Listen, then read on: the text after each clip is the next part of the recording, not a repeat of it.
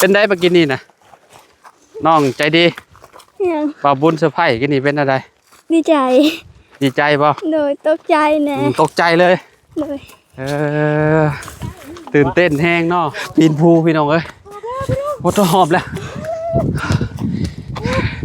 เป็นจีฮอด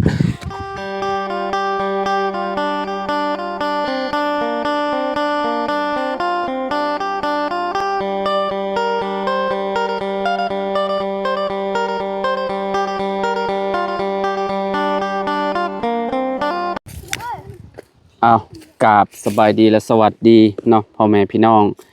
FC บัสสุขูสุคนเนาะบ่ว่าสิอยู่ในและก็ต่างประเทศพี่น้องมาพบมาพ้อกันกับเฮาเส้นเก่าเส้นเคยเนาะมื้อนี้พี่น้องเอ้ยเนาะเฮาก็ตามน้องใจดีเนาะกับน้องแตงจริงแล้วก็น้องเลี้ยงพี่น้องเอ้ยเนาะ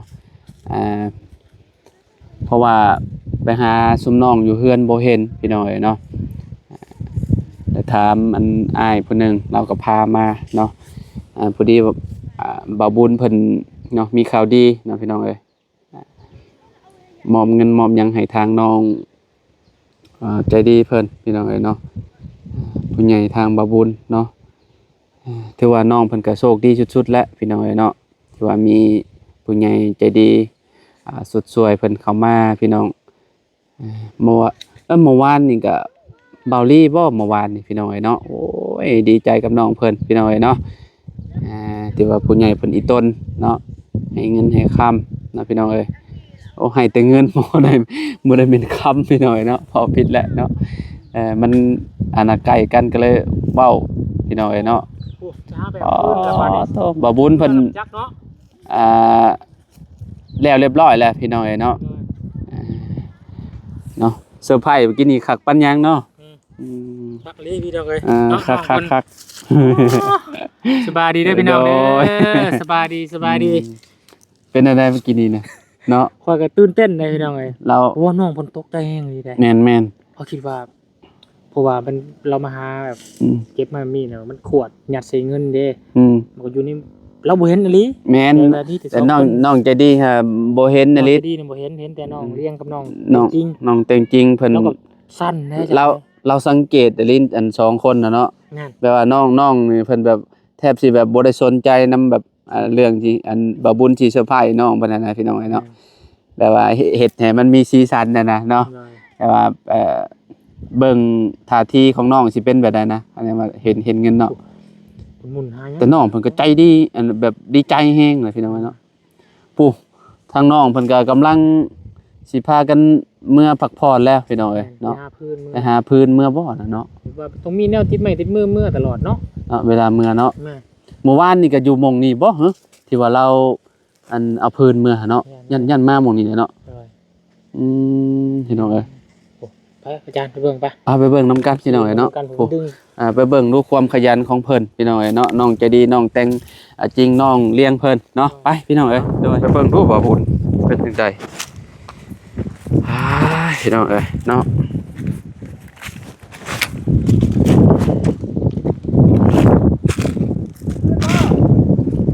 โอ้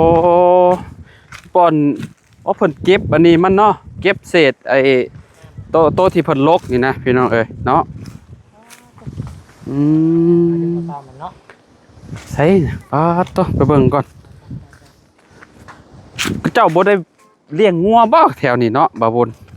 เจ้าบ่ได้เฮ็ดหัวเด้พี่น้องเอ้ย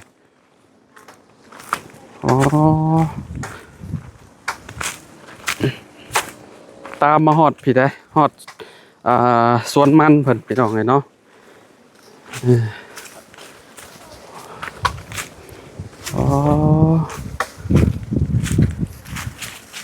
โอ้สบายดีเด้อโอ้ยใช่น้องแต่งไทยบ่น้องเลี้ยงน้องใจดีพี่น้องเอ้ยเนาะพากันกลับแล้วบ่นี่ยะครับโอ้ยพี่น้องเอ้ยเนาะพากันเอาพื้นเมื่อพร้อมได้นี่เนาะอ๋อพี่น้องเอ้ยเมื่อแต่ละเทื่อนี่ต้องแบกพื้นมานำ ไม่หยังล่ะน้ำเจ้าน่ะแตงไทยฮะดังมันก็สิลูกอยู่บ่ลูกอยู่เนาะอ๋ออันนี้โดดใหญ่แห้งนี่เนาะเมื่อบ่ได้เนาะมันต้องตัดอีกอันหนึงจังแบกมาได้พี่น้องเอ้ยคนแล้วเราบ่ไอ้อันนั้นน่ะพักพอแล้วเนาะโอ้พี่น้องเอ้ยแถวนี้ก็เจ้าปลูกแต่มันเด้อพี่น้องเด้อเนาะไปสังน้องเพิ่นเมื่อพักผ่อนแหละบ่ไหวแล้วเพิ่นว่าฮ้อนแห้งแล้วเพิ่นว่า ได้ให้ในบ้าแบบซอยบ่ โอ้โหได้เลยวันนี้ อันนี้ก็ยังเหงื่อจักแล้ออก ข้ามผู้จักลูกนี่เนาะ3ผู้บ่ 3 ลูก 3ลูกเนาะ 3 ลูกพี่น้องเอ้ยตอนมาที่บ่เนี่ยเก็บไปได้เนาะ แม่น ต้องครับก่อน คิดว่ามื้อนี้อันจุมเพิ่นสิอยู่เฮือนพี่น้องเนาะเพราะว่าน้องเพิ่นเว้าไว้เมื่อวานนี่คือว่ามื้อนี้หยุดโรงเรียนเนาะบ่ได้ไป เราวันจันทร์บ่ เข้าวันจันทร์บ่บัดนี้เนาะ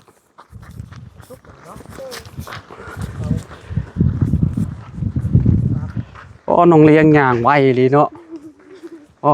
พี่น้องเอ้ยแข็งแรงอีหลีจุมก้อยแบบเดือนหนึงย่างไกลเทื่อหนึงพี่น้องเอ้ยเนาะไปต่อบัดนี้เนาะหลังจากที่พักผ่อนอยู่บนต้นไม้นี่เนาะอายะเมื่อยบ่แม่เมื่อยเนาะค่อยๆย่างเด้อเจ็บเอวเนาะดาวอะไรนิ้วทงบีบ่โอ้นิ้วมาแค่ลัง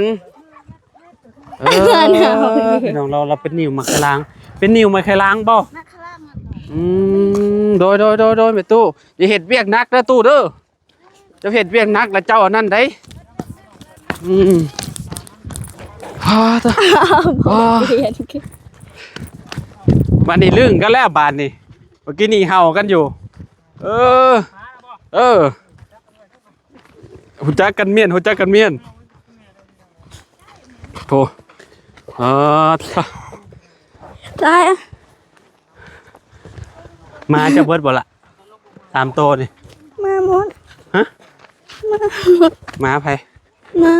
มาย ะบ่ เลย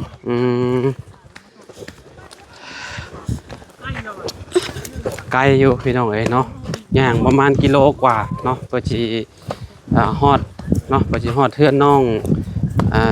ใจดีพี่น้องเอ้ยแม่เจ้าอยู่เฮือนที่ใจดีมื้อนี่ แม่คนวะนี่เพื่อนซักผ้าอ๋อเมื่อกี้นี่ก็บ่เห็นแล้วเนาะ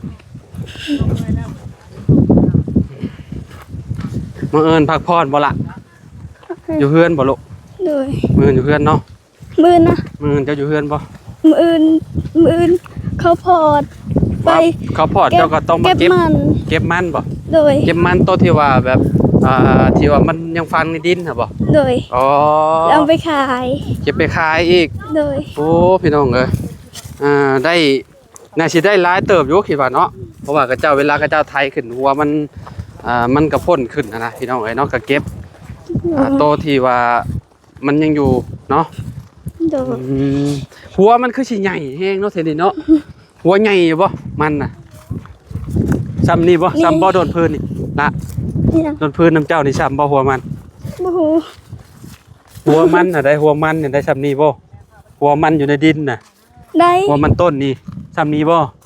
ซ้ำไม้น้ำเจ้านี่บ่ มันน่ะ แม่น ได้ โอ้หัวใหญ่เนาะ เลย ลำสำขานี่พี่น้องเอ้ยเนาะมันเขาตัวนี้ ใช่ มันเขา มันเพิ่นบ่นี่ฝากนั่นบ่มันเจ้า นั่นมันเดี๋ยวตะป่า หึ แม่ตะป่า แม่ตาปา โดย คนใด เพื่อ ล่ะ นนั่งนั่นนะ อยู่พุ่นนะนั่นพุ่นอยู่พุ่นก็มัน นั่นมันแม่คอย ใช่มันแม่ ข้างนั้น ตัวนั้น โดย ก็บ่ได้หลายเนาะบ่ได้หลายปานใดพี่น้องฝากนั้นปลูกอันนั้นออกแล้ว นี่ตัวนี้ โป่งแล้วเนาะอ๋ออยู่นี่เนาะแล้วก็ลงไปฮอดหาน ตัวนี้บ่แม่นตัวนี้ อ๋อนี่ของเพิ่นนั่นนี่เนาะ เลย ด้ของน้องใจดีเพิ่นพี่น้องเนาะนี่ก็น้อยเดียวเนาะบ่ได้หลายปานใดพอได้ซื้อข้าวเนาะล่ะเนาะ เลย พี่น้องเพราะว่าซุมเพิ่นปลูกมีไร่มีนาอยู่แล้วพี่น้องเนาะก็ต้องอาศัยปลูกมันซื้อข้าวกินพี่น้องเนาะเพื่อที่ได้กลมันอีกก็ปีหน้าพุ่นแหละพี่น้องเดือน12พุ่นแหละเนาะ เลย เดือน12หรือว่าเดือน1พุ่นแหละพี่น้องจึงได้กลอีกรอบนึงเนาะเฮาได้เงินเฮาก็ซื้อข้าวเมี่ยนหั่นแหละพี่น้องเอ้ยเนาะแต่ละเดือนชุบเจ้ากินเบิดจักกระสอบอีกละข้าว บ่ฮู้คือกันเฮากิน50โลนี่เบิดบ่อันสอบหนึ่งต่อเดือน ยันหมดแหละ เบิดอยู่เนาะ เลย โอ้พี่น้องเอ้ยชุบเจ้ากิน3คนเหรอวะพ่อเจ้าบ่ได้มาเหรอวะ มา บางทีก็มาบางทีก็บ่ได้มาบ่ เพิ่นนั่นอยู่ไสนั่นนี่เพิ่นเฮ็ดเวียกอยู่ไสล่ะ บ่ฮู้คือกัน เจ้าก็บ่ฮู้คือกัน เลย พี่น้องเอ้ยเนาะ เคยกินกับแม่เฒ่า จะกินกับแม่เฒ่า เลย โอ้ลุงเฮิมมาเลยพี่น้องเอ้ยเนาะพักผ่อนแล้วบัดนี้เนาะล่ะเนาะบ่ได้ไปแล้วบัดนี้เนาะ เลย อยู่เลยแล้วบัดนี้พี่น้องเอ้ยเนาะเพราะว่ามื้ออื่นพุ่นแล้วจะไปเก็บใหม่มันก็เจ้ามาพอดพุ่นแล้วจังลุยอีกพี่น้องเอ้ยเนาะตากแดดตากได้ฮ้อนๆเลยบัดนี้พี่น้องเอ้ยเนาะ ลุงเฮิมเอาทีมเมียนอยู่บ่เพิ่นเอาทีมเมียนอยู่นี่บ่ เลย บ่ได้เมื่อไปดังอยู่พุ่นบ่สบายดีเด้อลุงเด้อโดยฮะ ไปนั่งอยู่คุณ ไปนั่งอยู่พุ่นเนาะมาลงไปนั่งกินน้ำกินได้ก่อนฮ้อนแดดแห้งแล้วนี่บอมบ่เอาไว้แม่นแหละเมื่อวานนี่เพิ่นเอาไว้อยู่นี่พี่น้องเอ้ยเนาะพี่น้องเอ้ยเนาะฮ้อนคักปั้นยะพี่น้องเอ้ย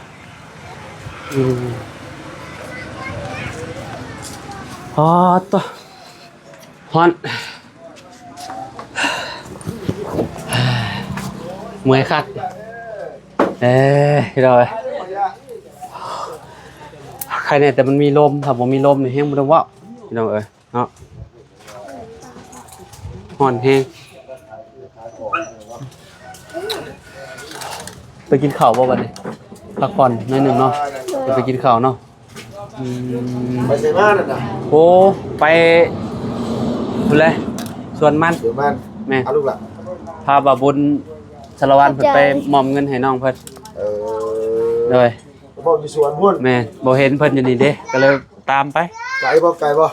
กิโลปลายเนาะ เลย เป็นโลพุ่นน่ะ แม่ขึ้นภู3ลูก ผู้3ลูก แต่ว่าลูกบ่ได้สูงปานใด ลูกสูงนี่เดี๋ยวว่าอะไรพี่น้องเอ้ยฮ้อนขนาดจะนี่ยังเหงื่อแตกเลยพี่น้องเอ้ยไปกับน้องนี่แหละน้องใจดีน้องเนี่ยน้องแตงน้องแตงจริงน้องเลี้ยง3สาวเพิ่นไปเก็บอันเศษอันนั้นเนาะล่ะเนาะอันอีหยังลำมัน ลำเก็บถิ่มเด้ก็เจ้าสิพอร์ตมา อ๋อเก็บละมัน มันสิพอร์ตแล้วก็มื้อไปเก็บอีกรอบนึงเก็บอันนั้นพี่น้องเอ้ยเนาะโอเคนะเบาไปปะแล้วพี่น้องเนาะขอตัวจบคลิปก่อนเนาะอยู่ดีมีเฮงว่าสุขุมคนเนาะขอบคุณ FC ได้หลายพี่น้องเนาะที่รับชมคลิปและเป็นกำลังใจให้ทีมงานมาตลอดเนาะมื้อนี้ก็เข้ามาหาทางน้อง